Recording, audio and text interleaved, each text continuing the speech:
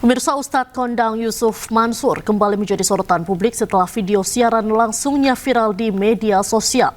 Dalam siaran langsungnya, Yusuf Mansur menawarkan doa khusus bagi donatur melalui aplikasi pembayaran miliknya. Boleh. 1.000 pakai Patreon boleh loh, ya kan Din? 1.000 boleh pakai Patreon. Ustadz Kondang Yusuf Mansur kembali menjadi sorotan publik setelah video siaran langsungnya viral di media sosial. Aksi tersebut memicu kontroversi karena sebagian warganet menilai tindakannya menyerupai praktik jasa doa berbayar. Dalam video yang beredar, Ustadz Yusuf Mansur menawarkan doa khusus bagi penonton yang berdonasi dengan jumlah banyak melalui aplikasi pembayaran miliknya. Setelah viral, Ustadz Yusuf Mansur memberikan klarifikasinya melalui rekaman audio bahwa video viral dirinya tersebut adalah video lama dan bukan merupakan praktik jasa doa berbayar.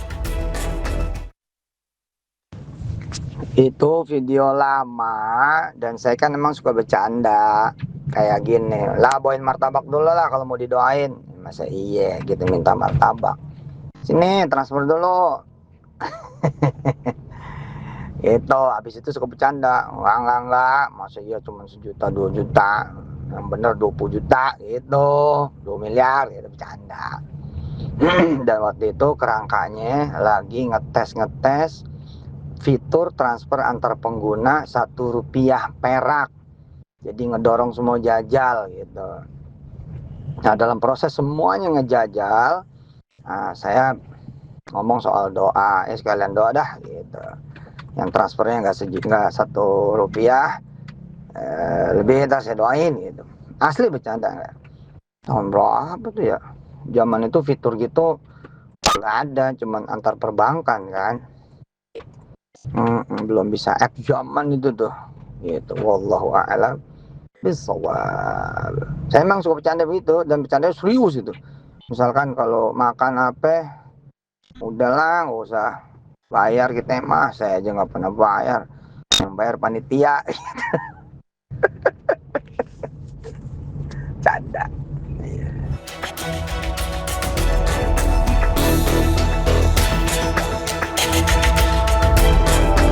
Tim Liputan iNews melaporkan. Kita ke informasi lain, pemirsa. Dalam sepekan, 3 sekolah internasional di Tangerang dan Jakarta mendapat teror bom.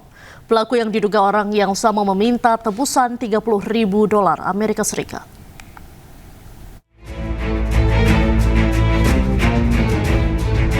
Rabu pagi 8 Oktober, suasana di sekolah North Jakarta Intercultural School NJIS di Kelapa Gading, Jakarta mendadak tegang. Sebuah pesan singkat diterima staf marketing yang menyatakan sebuah bom telah dipasang di area sekolah. Pengirim pesan meminta tebusan $30.000 Amerika Serikat melalui Bitcoin. Jika tidak, bom akan diledakkan. Tim gabungan dari Polres Jakarta Utara dan tim Gegana Polda Metro Jaya segera menyisir area sekolah, namun tidak menemukan bom atau bahan berbahaya lainnya. Sehari sebelumnya, kasus serupa terjadi di Jakarta Nanyang School di Pagedangan Kabupaten Tangerang dan Mentari Intercultural School Bintaro. 2 sekolah internasional itu mendapat ancaman bom. Peneror meminta uang tebusan $30.000 Amerika Serikat dan meminta pihak sekolah tidak melapor ke polisi.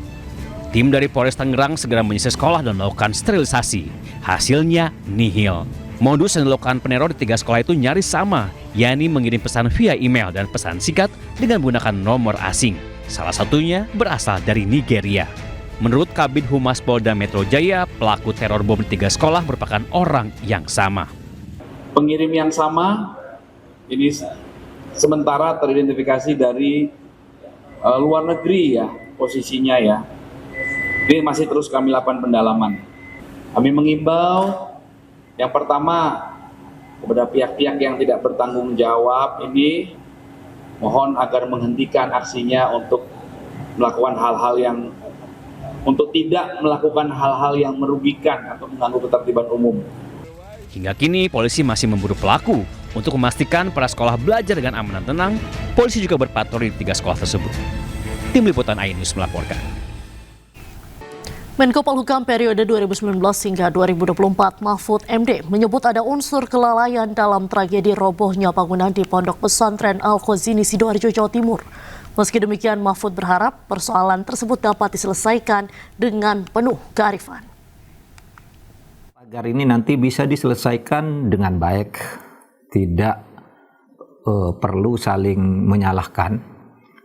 Tentu pilihannya penyelesaian hukum dan kearifan kita.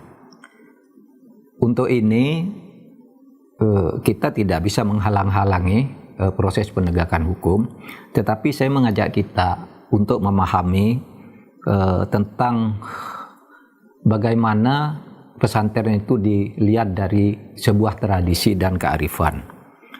Ada yang menyesalkan bahwa peristiwa Al-Khozini itu karena pembangunan gedung yang 4 lantai serampangan, tidak pakai arsitek, tidak pakai bestek, besaran teknik dan sebagainya, itu mungkin iya dan harus itu dianggap sebagai kelalaian.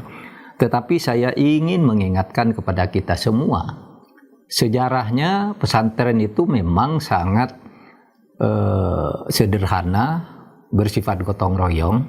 Saya pernah hidup di pesantren, jadi kalau ada bangunan itu biasanya tidak sekali jadi, ya itu yang aslinya. Kita tidak tahu yang puturan itu, yang di Sidoarjo, tapi tidak sekali jadi. Biasanya kiai itu membangun itu bertahap.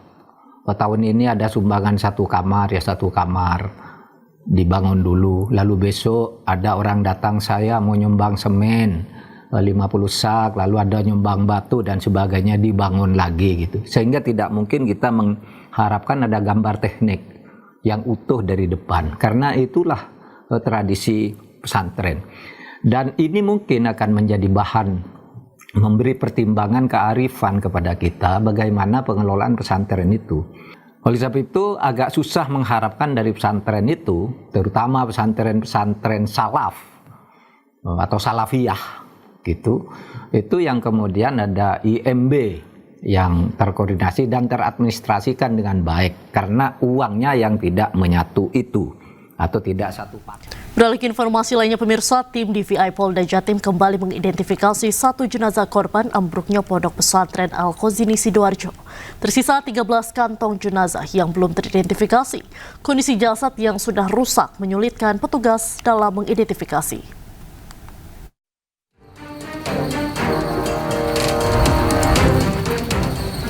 Tim DVI Polda Jawa Timur kembali berhasil mengidentifikasi 1 jenazah korban musola ambruk di Pondok Pesantren Al-Khozini Sidoarjo Sabtu malam. Jenazah teridentifikasi melalui DNA dan rekam medis gigi. Korban atas nama Muhammad Ridwan Sahari, santri laki-laki asal Surabaya berusia 14 tahun. Sehingga total ada 51 korban yang berhasil diidentifikasi dari 67 kantong jenazah yang diterima.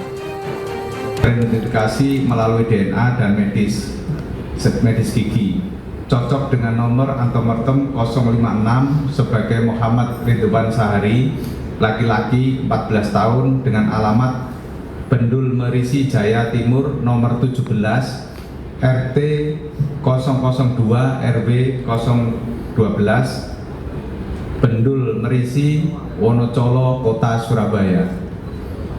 Sampai dengan hari ini, tim gabungan telah berhasil mengidentifikasi total 51 korban dari 67 kantong jenazah yang diterima. Sementara itu, keluarga korban mengaku ikhlas atas kepergian korban yang diyakini telah mati syahid. Dari Surabaya, Jawa Timur, Rahmat Ilyasan, iNews melaporkan.